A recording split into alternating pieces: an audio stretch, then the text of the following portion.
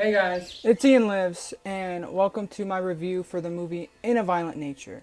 Now, when it comes to horror this year, there were only a couple that I was super over the moon excited for. One being Maxine, Alien Romulus, In a Violent Nature, and Late Night with the Devil. In a Violent Nature and Late Night with the Devil kind of got announced around the same time, both being eventually Shudder originals and getting theatrical releases. If you guys have seen the channel, I obviously checked out with on Late Night with the Devil in the theaters. Absolutely loved it, and I did a whole movie review on that. Unfortunately, I was quite busy when this movie released, In a Violent Nature. It released, I think, the very last day of May, which I was getting ready for vacation. And I thought I would just wait because I knew it hit digital soon. It's not on Shudder yet, so don't get too excited. But if you guys are willing to rent it, you can rent it for I think $6 or something like that.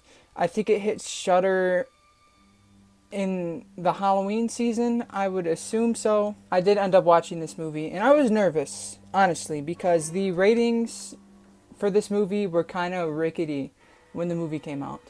It's been like that for a lot of movies that I've been super excited for, like Late Night with the Devil, which had the whole AI controversy. But this one was getting a lot of negative feedback for being boring, slow, and thinking it was better than what it was. Its only real gimmick being that it was trying something different with the slasher genre, which was sad to hear, but I was still obviously going to check it out. Giving you a rundown on the plot. Basically, it starts off where you see this guy. He takes this necklace off of this post, and then this guy from underground comes from underground. And he starts killing people. That's the whole movie, basically. Now, this movie's gimmick is it's trying something new with the slasher genre. It's very reminiscent of movies like Friday the 13th and The Burning, mainly because it has kind of a up north scenery with like the lake, and obviously the killer is a brute. He's really tall, he's very wide, and he's very menacing. But this movie's gimmick was that you're following the killer instead of the victims that you usually follow. So most of the movie you're behind the victim's head, which is why I did that stupid intro. And you're following the killer as he's walking through the woods, stalking on his victims. And yeah, that concept really intrigued me. It's a very artsy movie, like with the cinematography, and it's also extremely slow paced, which I will say criticisms did get that right. It is a slower paced movie, but I'll get into that soon. Without further ado, I'm going to go into my pros. I love the style of the movie. I really love the cinematography. That's one of my favorite things about this film. There's a lot of awesome shots where you're above the victims and the killer as a victim is getting killed. There's a scene that involves a rock, which I thought was pretty gnarly and really well shot. There's a lot of cool painting shots, no-cut shots that are just phenomenal looking. They're very stunning. It's just beautiful cinematography that you're going to like appreciate, even if you're not into like the cinematography nerdy stuff. I'm not super into that. I don't know a lot of like the terms behind cinematography, but I do appreciate cinematography a lot more than I realize. And this was one of those times where I was like, wow, this is just like really well shot, really well made. And you could tell that they were trying to be creative with not only the context of the movie, but the actual style of it. It's very modern and artsy again, but that was like my first big compliment. There's also amazing lighting. This movie gets very dark, which you would think is a negative, but honestly, it's realistic dark. If you've ever been up north, and it gets real late, real dark at night because the trees kind of block the lighting. So it's pitch black when you're up there, and that's what this movie felt like. It was pitch black besides like sensory lights when he would walk underneath a light and it would turn on and you would see him. I thought that they utilized that amazingly. The nighttime scenes are very dark, but it's very well utilized. It's not like a dark that's going to be unenjoyable. I loved the dark scenes in this movie. And again, the way that they utilize lighting with the sensory lights, timed lights. There's some really cool scenes in here that involved lights getting shined on people or just lighting in general. There's scenes that are in front of sunsets that look beautiful. It's in the name of the movie, nature. The nature is very beautiful in this movie, and I think they really wanted that to shine with going forward with this movie. Another thing that I really did love is the actual killer. His name is Johnny, and he wears this old firefighter uniform, like this old firefighter mask. He uses an old like hook that they used back then and an axe. So very menacing. He's extremely tall. I actually had to look up who played him because I was thinking it was Kane Hodder. It kind of looked like Kane Hodder to me, but it wasn't. It was Ryan Barrett. Not familiar with him, but he did a great job. Again, very intimidating. Very Jason-like, which I think was done on purpose, and he nailed it. It was believable that that type of body build would be in that character. And again, the costume design for the killer is amazing. The makeup effects for him is great. And I want him to be bigger than Art the Clown. I think people would argue and say that Art the Clown is like the new big face of horror for modern horror, like slasher face of horror. I want Johnny in here, man. I want this to be turned into a franchise. Other pros, obviously, I am different. I'm on the other side when it comes to this, but I really did enjoy the pace of the movie. I have a very rocky relationship when it comes to slow-paced horror. There's movies that people love, like Hellraiser, that just put me to sleep for their slow, uneventful pace. And it's very hit or miss with me. I'm surprised movies like the original Halloween I love so much because it is exactly what I usually don't look in movies, which is slow pace. But this movie, for some reason, there's something about the pace that had me super engaged the entire time. It had me fascinated more than anything. The constant walking didn't bother me whatsoever. I was just on the complete other side of people. I was like, this is building tension. It's not boring. And I think that's really like, this movie's very love or hate, I'm noticing online. Because people are going to be like, oh yeah, the constant walking just feels like filler. It's boring. Whatever. I think it builds tension more than anything. It gets you ready for the next kill, which is moving on to my next pro. The gore is unbelievable. There's some kills in here that are definitely probably top 10 of the entire slasher genre. Not kidding. The yoga scene, the yoga kill that everybody's talking about is like a Mortal Kombat fatality. It's to that level. That's what it reminded me of. It was super gnarly, great practical effects, and even some CGI, but it blends really well. But even other than the very popular yoga kill that everybody's talking about, there's some other kills in here that are just so brutal, so gnarly. They're not super duper creative, but they're just gory. There's this part at the end where he just cuts this guy's head forever. Like just forever. And they show it and it's so gnarly. Again, the effects are very realistic.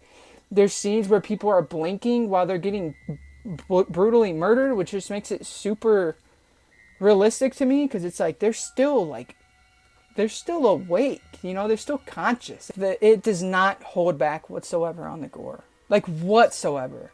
So, I would say even if you didn't like the constant walking, for majority of the movie, the kills make up for it in my eyes. The kills are incredible. They really are.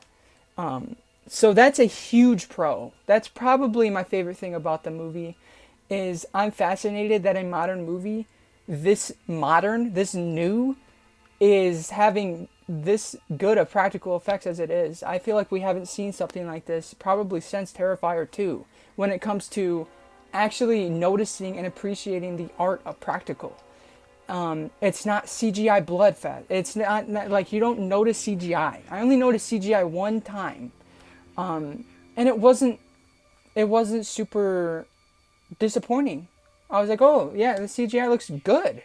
So again, they do a good blend of it all, and yeah, if you're going to go into it for anything, you're going to have fun with the kills.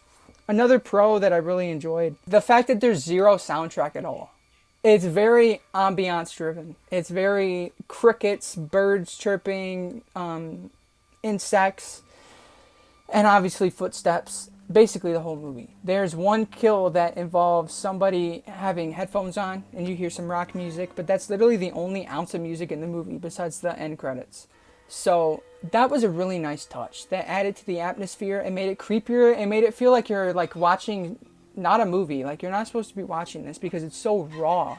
It's so dry, which might not work for everybody, but it definitely worked for me. I love when a movie can be as good as it is without a super impactful score or soundtrack. I think that can be effective more than a score or soundtrack sometimes even. So that's just an example here. I think this movie did phenomenal with no soundtrack. I think it was great. There are some score elements. I won't say it's completely like ambiance the whole time. There are some scores like during like the kill scenes, but it's not heavy on the score as much as you would think it would be for a slasher. Usually slashers are very heavy on their score. Moving on to my little nitpicks, there's not a huge amount of them. I think the main one, which didn't completely work with me, I see what they were doing. Okay, they were trying to do the cliches on purpose. I get it, because it's not making fun of the slasher genre, but it's kind of poking fun at it just a little bit. Like, we're going to take the concept of a normal 80s slasher, like Friday the 13th. We're going to throw in all the obnoxious cliches of people running in the weirdest directions. Or people, like there's a scene in here where a guy runs in the woods and he steps on a bear trap. Like, what the hell did you think was going to happen? But again, I think that's kind of done on purpose. It's cliches. But the cliche that I mainly nitpicked was the group of characters. I didn't really care for them. They were annoying, obnoxious. There's like, all of them kind of have their own traits. And the girl that ends up being the final girl was not super interesting. I'm like, oh, they went with her? That's interesting. That's like, why? I mean, I don't know. It wasn't memorable in the character department. It's just like, oh, there's another guy. There's another body for him to kill. There's this girl that's super obnoxious and talks about, all like the Twitter terms and all that. She talks with slang and everything. High-pitched voice. That classic thing that we've been seeing a lot in modern movies. Like, what's her name? Alice from Bodies, Bodies, Bodies. There is somebody in here that kind of talks like her. And it was like, this doesn't really fit in the classic slasher vibe that it's going for. There's also characters that are just douchebags, and they try to throw in these little subplots of like, oh, he likes your girlfriend, this guy likes her girlfriend. It's like, I don't really care. So yeah, that was a little bit of it wasn't super, like, I wasn't like offended by it, but I don't know. It could have been polished better. The characters besides the killer could have been polished a lot better. Again, the final girl. It's not going to be one that we're going to be like, that's one of the greatest final girls of the 2020 decade. No, we're not going to be saying that because she's just not super memorable. She doesn't do, like, I don't know. It's just like, I was really shocked when they decided to go with her. Now, another nitpick I had is going to get us into Spoiler Town. So, if you guys don't like spoilers, then, or if you haven't seen the movie, whatever, I'll put a timestamp so that you can skip to. Anyways, I did not really care for the climax of the movie. It was kind of unsatisfying where this girl leaves the gas can with the necklace on it. I don't know why. I don't know what her plan was because she took the damn lighter. I don't know what her plan was. And she runs into this girl who has the truck. And then it's this 10-minute conversation about animals, which I get, again, I get what they were going for. They're calling Johnny an animal in this big metaphor. But it's like, you're just chewing up runtime in your very, very, very final climax. It just felt kind of unsatisfying. And you don't get any more of the killer. You don't get any more killer goods. They don't really wrap up his story extremely satisfying once again. They don't show anything with the gas canister or the necklace. They do kind of what they did in the end of Halloween, where they show the scenery, but with no characters in it. They show it very slowly, like they show where he walked in the first scene, they show the cabin, they show the ranger station, and then it's credits. And it's like, really? I wanted a little bit more. Again, I get what they were going for with the huge conversation dialogue with the stranger and the final girl, where it's about this animal and how, I get it, but didn't completely work with me. I'm out of Spoiler Town. In a Violent Nature, I think I said everything I really wanted to say. I highly recommend this one, especially if you love 80s slashers. Don't see why you wouldn't like this. 80s slashers are more slow than this thing, so I can't see the pace being a huge problem. Maybe the footsteps and the lack of action might drive you nuts, but the kills are worth it, dude. Damn good kills in here. Like, honestly, good kills. I'm giving this a 4.5 out of 5. In my opinion, and I was like, this is better than Late Night with the Devil, in my honest opinion. And when I saw Late Night with the Devil, I was like, nothing's gonna top this for horror movie of the year. And then I saw the TV Glow, which is gonna be #1 of the year. I can already tell. Nothing's gonna top that. Maybe Maxine. I could maybe see Maxine. I could maybe see myself liking that more than TV Glow. But it would go like TV Glow, Late Night with the Devil. But then now I saw In a Violent Nature. That's my second favorite horror film of the year. There's no doubt about it. I think it's really creative. It tried something new. It did a damn good job at it. They took something that we've seen before, an 80s-esque retro type slasher, and they put a fun, modern, creative, artsy spin on it. So it's not just the generic cash grab shit that we're getting lately. I absolutely love this movie. I really did. When this hits Shudder, check it out. I already want to watch this like 3 more times. Honestly, I can't stop thinking about it. It's like what I've been craving for. A slasher, dude. A slasher. Thanksgiving kind of gave that to me. Scream 6 kind of gave that to me. But it feels like we haven't got a good slasher in such a long time. And this has definitely fulfilled my crave, dude. It definitely did. I'm giving In a Violent Nature a 4.5 out of 5. If you guys enjoyed the video, please subscribe. Turn the bell on. Let me know what you thought about In a Violent Nature. Follow my Instagram at IanLives_. Follow my Letterboxd at wehateian. Follow my Discord server in the link in the description below. And I absolutely love you guys. I hope you enjoyed the video. And I will see you guys next time.